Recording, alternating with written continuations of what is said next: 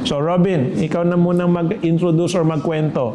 Hi, I'm Robin Chan, team builder dito. So this is my 8th month sa iFern. Okay. So far so good. I'm happy here.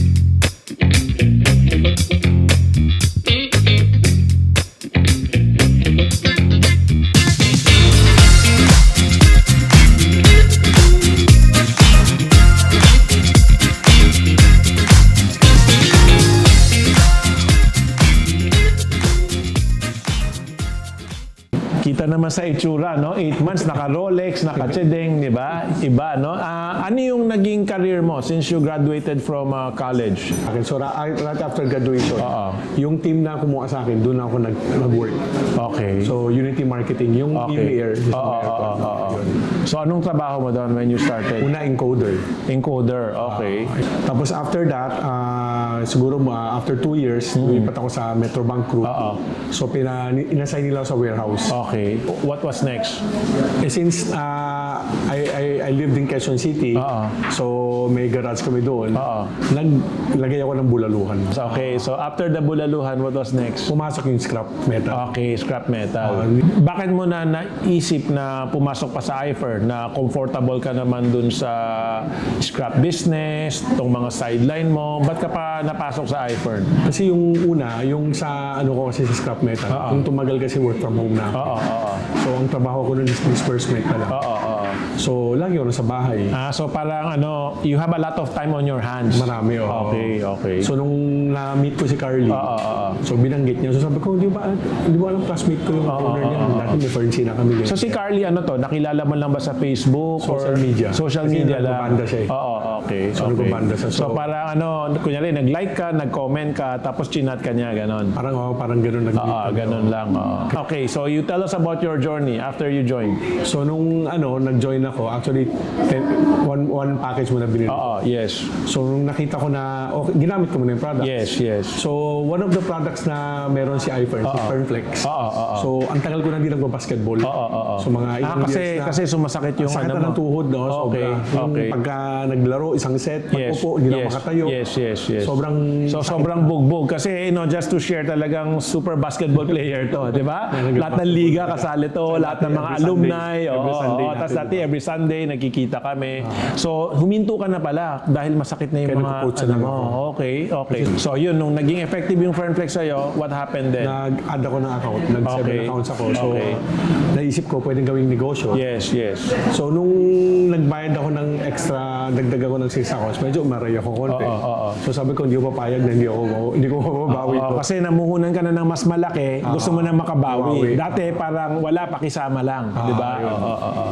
So, after nun, I start, pagka-payin ko, kinabukasan, lahat ng friends ko, tinawagan ko na. Okay. So, kuha kayo ng kuha kayo. So, ginawa ko, ang strategy ko nun is standard. Yes. Kasi mura siya eh. Yes. So, low-hanging fruit eh. Kasi pag bibigyan ka ng lahat ng kakilala mo, 10-5 lang eh. Di ba? Chicken lang siya yan. So, yun ang ginawa ko the first few weeks. So, until mabilis, na-promote sa associate, naging builder. So, yun, nagkaroon ako ng mga 3 accounts, 7 accounts, family package. Yung mga lumalaki na yung mga pumapasok sa'yo. Okay. So, what was your highest income in 1 month sa 8 months mo sa iFern? 130. 130. Okay. That is yung commission income. Separate pa yung income mo sa retailing. Yes, so separate pa ginagawa ko ngayon. Yes. Okay, so anong mo ngayon? So you shared your journey, in iFern so far for 8 months. What's your question today? Ang question ko, what's next? Anong next step? Kasi siyempre, tapos na yung first phase ko, di ba? What do you consider your first phase? First phase ko, yung na-top ko na lahat ng hot market ko, na-top ko na lahat ng warm market ko. So minsan kasi siyempre, itong journey na to, hindi naman madali eh. Diba? So biglang may mga weeks, may mga months na biglang parang tapos na ba to? Parang gano'n, ubos na ba to? So if you ask me, di ka kasi alam kung ano yung definition ng phase 1 mo for you, but the phase 1 I see for you is yung yung meeting natin na nag-discuss ka sa akin ng mga pinagdaanan, na parang na-lowbat ka, na feel frustrated ka, na parang itutuloy ko pa ba to? Mali yata yung decision ko kasi everybody na instead of congratulating me na may tsedeng, sinasabi yan, tanga-tanga mo, ba't ka bumili ng tsedeng, tama? Hanggang ngayon. Oo, hanggang ngayon. Kasi Pero syempre, pinapasok sa'yo, kasi sa kabila. inggit sila nakatsedeng ka di ba? Parang sabi nga nila, people will not like you when you are going after big success, when you are achieving big success. The people start misunderstanding you or they start not liking you because every time they see you, they see themselves na ito yung hindi ko na-achieve. Kasing tanda ko na si Robin, hindi ako nagka-Rolex. Kasing tanda ko na si Robin, hindi ako nagka-tsedeng. So anyway, for me, the first phase is you getting over all of the people saying the negative things around you. So I'm happy na lagpasan mo na yon. So what is next is wala ka pa naman na-create na leader. Wala pa naman Robin Chan sa ilalim mo. Tama? Si Carly, meron na siyang Carly sa ilalim niya. Ang pangalan niya Gladys. Tama? Si Carly, meron na siyang another Carly sa ilalim niya. Ang pangalan niya Robin. Meron na siyang another Carly sa ilalim niya. Ang pangalan niya MJ.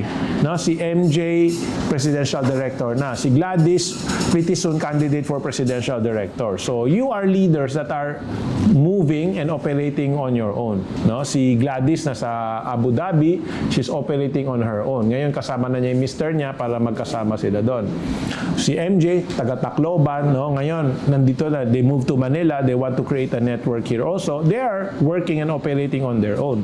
Ikaw, kahit wala si Carly, yung time na nasa Dubai si Carly ng mahigit isang buwan, you were operating on your own. You were creating income on your own. So, kanina when you said ubos na yung hot market mo, warm market mo, ibabalik ko sa iyo yung pagiging BS math mo. There's 8 billion people in the world. Okay? And when DTI Secretary Chris Roque opened the DTI Beauty Philippines Fair sa Mega Mall, na nandun kami ni Mama Dam, nagsalita siya, nagulat ako. Sabi niya, with 115.6 million people in the Philippines. Sabi niya ganon. And I remember when we started Ferncy, pag nagkwekwento ko ng population, I always say 100 million. Pero that time, unofficial, 90 plus lang, 99 or 98 million. But I was saying 100 million. Ngayon, 115.6. Okay? Eh, yung mga nakausap mo, wala pa nga 0.6 eh. Wala pa nga 0.06 eh. Facebook pala. Wala pa nga 0.006 eh. Tama? And when you say naubos ka na, I don't believe na naubos mo na. Kasi if we will to consider all of the players that you have played with, all of the mga coaches that you have played with, all of the opposing teams, no, that you were in a conference with, sobrang dami pa nila. And I know, even just in the world of sports or in the world of basketball, marami pang interesado dyan. Marami pang hindi nakakausap dyan. No? Marami pang hindi na PPM dyan. Marami pang hindi na i-invite dyan. So, people need to understand that there's a multitude of people out there. No? You being a BS math, di ba? Parang kailangan alam mo yung numbers. Like population in the Manila pa lang, gano'ng karaming population in Manila. No? There was a time we were talking about gusto mo ma-penetrate yung co-op. Ilan libo yung co-op sa Pilipinas? Kung ilan libo ang barangay, ganon din siguro karami yung libo ng co-op at yung mga whatever federation, cooperative. Sobrang dami. Hindi rin tayo mauubusan dyan. No? Kung yung 51 na co-op nila, Matt, yung nararamihan tayo, the number you're seeing right now, 30,000, eh wala ngang leaders na active na 30,000 si iFern eh. Meron tayo 30,000 to 300,000 active bumili. Active mag-take ng vitamina everyday. Pero yung nagnenegosyo everyday, we don't even have 30,000 na active na nagnenegosyo everyday. Pagkasasabihin mo, this week nagbenta ng isang Ferndy, tas next week nagbenta ng isang Ferndy, pwede tayo umabot ng 30,000. Yung occasional na nagnenegosyo. Yung everyday nagte-take, meron. So, kailangan yung thinking, baguhin lang natin. Pag sinabi mong nakausap ko na lahat, I'm sure I will disagree with you na hindi mo pa nakausap lahat. Feeling mo lang nakausap mo lahat, di ba? Feeling mo lang ang raming rejection, feeling mo lahat na sila nag-reject sa'yo. Pero pagka iisa-isahin mo talaga, hindi mo pa nakakausap lahat. And what I've learned in this business, no, over 2 decades, yung akala mo na malaking matutulong sa'yo, hindi pala. Tapos yung akala mo walang maitutulong sa'yo, siya pala yung malaking maitutulong. Meaning to say, you can never guess who is going to be your leader, who is going to become your biggest partner. Because the people you think is going to contribute a lot, is going to be your biggest partner, is going to become your biggest detractor pala. Siya pala yung biggest na basher mo, yung akala mong tutulong sa'yo. Samantala, yung akala mong walang-wala, yung akala mo walang kaya itulong sa'yo, yun pala yung atat na magnegosyo kasi matagal na niya hinahanap to. Okay, so kailangan tingnan natin lahat ng tao as potential. Nasagot ko ba yung tanong mo? Lalong lumito. Hindi, okay. Okay naman. Medyo Okay, ano pa? Ano pa nga tanong mo? Hindi, wala naman. Kasi ngayon, nagkaroon tayo ng promo, di ba? Yung iFi nga. Oo. So, dati kasi nag-focus sa network, iba? Oo. So, 6 ways to earn tayo. Oo. So, nasubukan ko yung retailing ngayon. Yes. So, kumusta ang retailing? Na-enjoy mo ba? Nahihirapan ka ba? What is retailing for you? Parang naging blessing in disguise actually. Kasi yung turo sa iPhone Academy, di ba? Kumuha ng prospects, di ba? Yes, Gumawa ng yes, prospect yes, list, tapos yes, from that, di ba? yes. Salain mo, dahan-dahan. Yes. So ngayon, yung retailing, yun ang ginawa ko. So whoever buys yung mga products natin, that means may interest sila. Yes. So pag nagamit nila, at least matututukan ko na, uy, gamitin mo yan. Tama. So, Yung ano yung primary product mo ngayon dito sa retailing? Fern D120s. Okay, Fern D120s yung focus mo, right? So all of these people buying Fern D120s from you, parang meron tayong mga video, di ba? I posted some video about high dosage, ganyan. Kasi there's a big difference between people taking 1-2 capsules of Fern D versus the minimum required which is 4. Di ba? Palagi ko sinasabi yan. Ang recommend ng mga doktor, 4. Pero yung mga doktor mismo, 5. Di ba? Pero since kami ni Mama Dam, may-ari ng kumpanya, 6 kami. Pero ngayon, hindi na kami 6. Ako nasa 8, si Mama Dam nasa 10 na. Kasi because of this new video that I shared to the network, na taking 10 to 30 a day, no, will have a transformative effect on your body.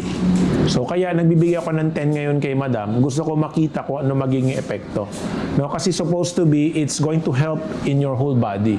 No, yung composition ng katawan mo, yung mga joints mo, yung mga organs mo, even your mental health, everything, lahat meron siyang pwedeng maging magandang epekto. Kaya tinataasan ko yung dosage. 'Di ba? Gusto kong makita kung ano yung transformative effect na pwedeng mangyari. So the people buying Fern D120s from you, you need to encourage them to take higher dosage, no? Two effect yan. Number 1, mas maganda yung epekto sa katawan nila. At number 2, mas maganda yung epekto sa bulsa mo. Kasi mas mabilis mauubos yung 120. Tama? And then, syempre, since bumibili na sila ng Fern D sa'yo, it's your job now, it's your obligation to push the other products. Ano pa? Anything Pero else? yun nga, na-realize ko rin na may pera din sa retailing. Oo, Kasi, malaki yung pera sa retailing. Kasi nga napansin ko, di ba, pagka dati, pag humihina yung network mo, parang ano to, wala na akong kita ngayong buwan. Pero hindi na-realize, tulad itong network na yung retailing na ginagawa ko, as of ngayon, more than 100 na kita ko. See, more than 100,000 retailing. So ngayon, naging baliktad. Nakalimutan mo naman yung networking. Yun nga. Tama? Nag-focus ka sa retailing. Kumonti siya. Yun yung well actually when we discuss about the problems in iFern, since the leadership are all networkers, the focus was on networking. Samantalang yung Ferncy days, no, the leadership, they were focused on retailing. Ang joke pa nga dati, marami tayong mga senior na member. Maghanap ka lang na may sakit, yayaman ka sa Ferncy. Kasi hinahanap nila may sakit. Bakit? Kasi kung walang sakit, 2 capsule a day. Pag may sakit, 10 capsule to 50 capsule a day. Sabi niya, nakuha ko, may cancer. 50 capsule a day. Yung isang kahon, 2 araw lang, ubus. Nag-aabang sa hospital. Oo. Kaya eto mga senior, sa senior ko natutunan, Sir Tom, basta nakahanap ako na may sakit, laki ng benta ko. So kailangan talaga balance kasi kung hindi, napapabayaan mo yung one side of the business. Ano pang other questions or other thoughts that come into your head? Gusto ko lang mag-thank you sa mga presidents and directors na Crosslines. Yes. Na hindi madamot sa knowledge, sa time nila. Yes. Every time na lumapit ako sa kanila. Yes. Actually, after you, sila yung isang malaking tulong talaga. Kung bakit na doon ako kumukuha ng strength, di ba? Minsan kasi marami akong di alam. Yes. Totoo naman, marami pa akong Lahat di alam. naman, lahat naman ang pumasok sa iFern, maraming hindi alam. Wala namang pumasok dito na may alam na. May alam ka galing sa ibang kumpanya. Pero iba yung kaalaman mo sa ibang kumpanya, iba rin yung kaalaman sa iFern, no? So everybody comes in and this is new. Yun, kaya I'm very thankful na meron tayong ganung culture. Ayan na, tumingin ka sa camera, magpasalamat ka sa kanila.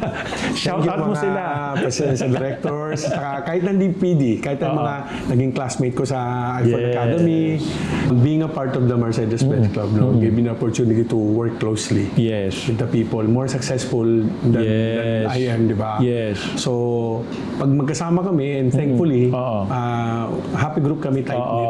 So, masaya every time magkasama kami. Maraming tawanan, maraming sharing ng knowledge. So, yun siguro nakita kong purpose nung sinabi mo, Robin, kumuha ka ng Benz. Kasi it gave me yun nga, opportunity na May circle ka kaagad, di ba? May grupo ka kaagad. may kasama kasi ayan, sila Ap Edwin, si Ap Alex, di ba? Yung leadership nila.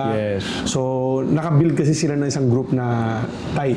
Yes. So, ako, pagka nandun ako sa mga events namin, nag-enjoy akong kasama sila. So, pati yung mga tinuturo. So, minsan, at saka yung mga help na ginagawa nila. For example, minsan may latag ako. Diba, naging ako advice. Sinamahan ako ni Ap Edwin. So, pag may advice ako, pumunta ako sa bahay ni Ap Ceci, Ap Badi. So, yung mga ganyan ba? Si Ap Daisy, nakakausap ko, ibigay din ng advice. So, no offense meant naman sa mga friends ko. Diba? So, wala. Kasi close lines nga, kaya nga close lines tawag natin eh. Di ba? We are close with them kahit hindi sila yung upline natin. So yun, thankfully talaga, nakikita ko yung culture na nabuild ganito sa iFern, which is tumutulong talaga lahat. So kaya parang naging isa sa mga happy places ko kung pupunta ako rito eh. So nabanggit mo before, sabi mo na pag kailangan mo na energy, pag down ka, attend ka lang, mag-usap ka lang, picture ka lang. So yun, ginagawa ko yung mga yun. So after that, napapansin ko na naman, pagdating ng kinabukasan, aga-maga akong gumising, marami na akong kausap. Diba? At saka nagre-reflect kasi yung vibes natin sa kausap natin. Yes. Yung very important to yung sinasabi ni Robin na kung nagda-down ka, no, punta ka sa office, mag-centering ka, no. That's why we have the Mini Ladies Wednesday, and then on Friday we have iFern Academy or Mercedes Boys or Luxury Car Club, no. So mag-attend kayo dito sa office kasi ito yung grupo, no, ito yung mga tao na naiintindihan kayo. They understand who you are because you're in the same business. Same language din. Pareho yung pinaglalaban ninyo, pareho yung binebenta ninyo, pareho yung gusto ninyong marating. Yes, ano pa? Yun because of Million Clothing kasi, di ba? Yung mga taong hindi warm sa vitamins. Pero dahil nga kay Mama Dam, yun. napapanood nila sa TikTok. Yes. Actually, may isang, hindi naman, baka napapanood niya. So, initially kasi may inalo kong classmate natin. So, hindi naman giname ng pangalan. So, nung pumasok siya, gumawa siya ng accounts, member siya. Sinabihan siya nitong yung mga barkada niya. Tanga mo sobra. Ba't nagpaloko ka? Sumali ka, ganyan. Bakit? Parang sa Chinese, kapsaw, gano'n.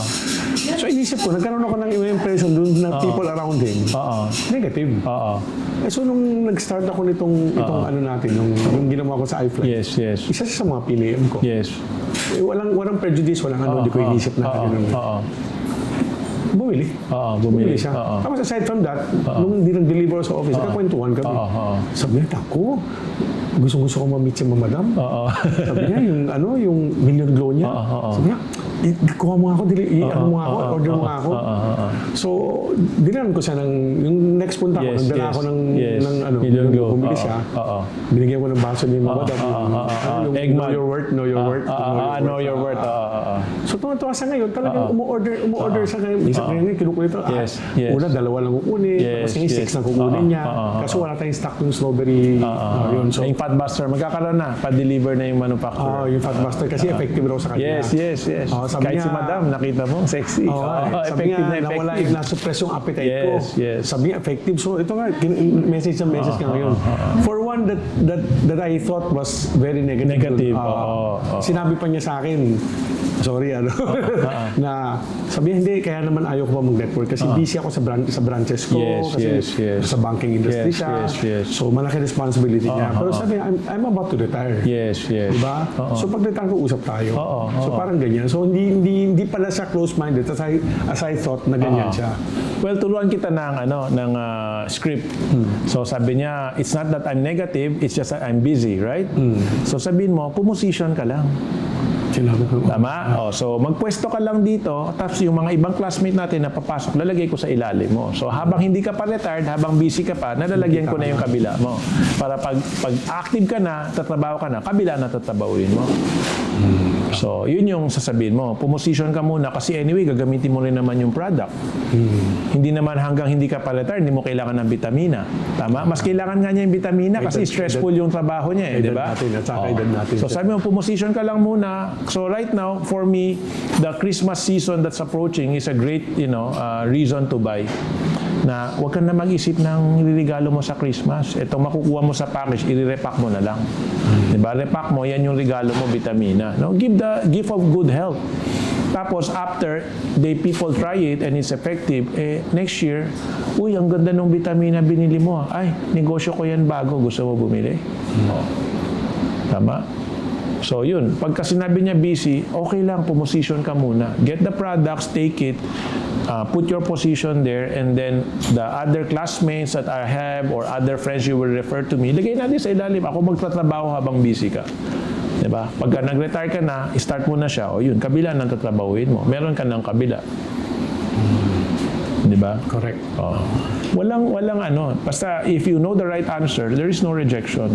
There's always, moving into another option. Tama? There's always moving into another opportunity. Anything else? Okay na. Are you sure? Yes. Okay ka na? Okay. So, thank you very much. This has been an episode of, another episode of One-on-One with Tawani Tan and with my favorite classmate, Robin Chan. No, we look forward to more success from Robin. No? This is your President, Tawani Tan, no, saying keep working, keep fighting, and I will see you at the top. Thank you.